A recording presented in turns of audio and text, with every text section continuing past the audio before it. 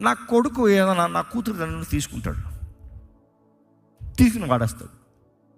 అదేమో భద్రంగా కొన్ని లాప్టాప్ పెట్టుకుంటుంది.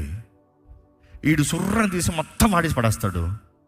అది పాపం వచ్చి చూసినప్పటికీ ఎలాగుంటుంది, బాధ. ఇంకేం చేస్తారు పిల్లలు, బేర్ ఏడుస్తారు. It is fine, will buy అంటే కాల్ చేస్తుంది. ఇంకో అన్న వచ్చి చూద్దాంలే ఊరుకో అంటే ఊరుకోదు. ఏ మాత్రం ఎవరు ఆపాలనో ఊరుకోదు. అందులో జూనియర్ అస్సలు ఊరుకోదు. నాది తీశాడు అంతే, నాది నాకు కావాలంటే. సో ఇందాక జూనియర్ కూడా చెప్తూ ఎవరు చెప్పినా నేను అంటాను, come what is the problem, ఊరుకో, stop trying, tell me what happened. నేను భద్రంగా దాచిపెట్టింది, మా అన్న వచ్చి తీసి వాడేసాడు, అంత ముగించాడు, నాకు లేదు అని ఏడుస్తుంది. నేను ఒకటే అంట, can you wait, I'll buy for you, can you wait, patience is needed, do you believe that I'll buy for you అని అడుగుతాను. నేను కొంటాను, నువ్వు నమ్ముతావా? ఎస్. నేను చెప్పిన టైం తీసుకెళ్తాను, ఎస్.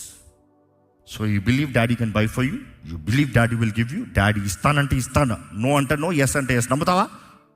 రైట్. ఏడు చౌంకి ఇంకెప్పటికీ కొన నీకంటే బీ హ్యాపీ. ఎందుకంటే అది ఎప్పుడు నాకంటది, బీ హ్యాపీ. ఎప్పుడు నేను టెన్షన్లో, కంగారులో, పనం ఏదైనా కసురుతూ ఉంటే వచ్చి ఇట్లా పట్టుకుని I love you no, be happy no అంటది.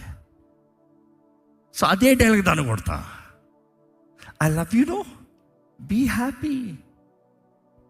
దేవుడు అంటున్నాడు, నీలో ప్రేమ ఉంటే నువ్వు ఎలా ఉండాలి, వెయిట్ చేసే టైంలో సంతోషంగా ఉండు.